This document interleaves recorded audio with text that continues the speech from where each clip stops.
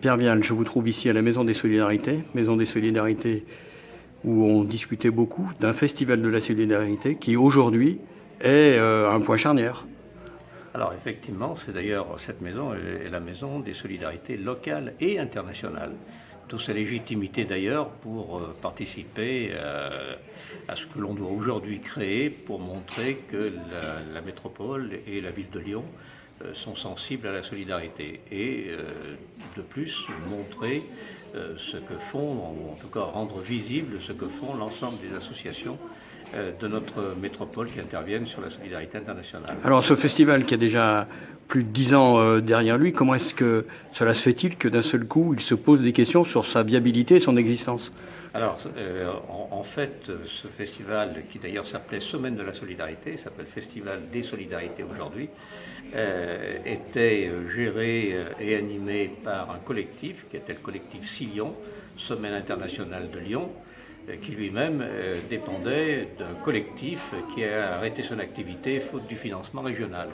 On s'est donc retrouvé sans structure pour porter un événement qui est extrêmement important.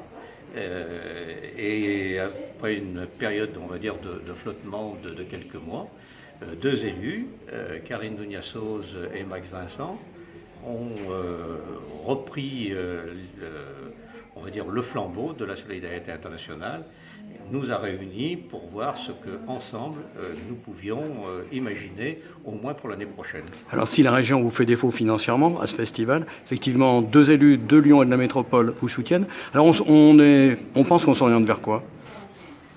Là où cette année on va avoir un moment de réflexion au mois de novembre, c'est-à-dire justement pendant la période, et ce mois de réflexion, cette réflexion, elle se construit.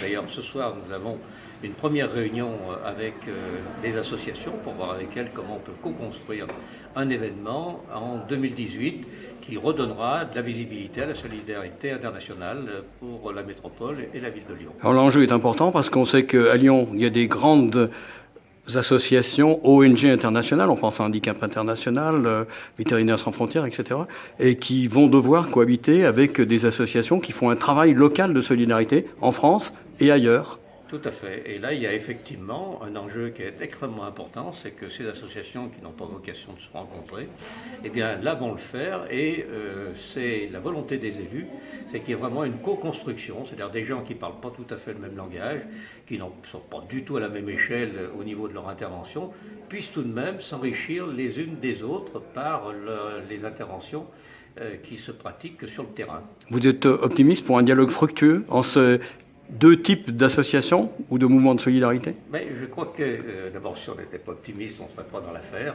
Si on s'est engagé, c'est parce qu'on y croit. Et puis je pense qu'aujourd'hui, la solidarité internationale nous oblige à surmonter toutes nos difficultés, car il y a véritablement une urgence à intervenir et à montrer au peuple de la Terre que les Français ne sont pas simplement arc-boutés sur leurs problèmes, certes importants, mais tout de même, ils ne sont pas tout à fait à l'échelle de la planète.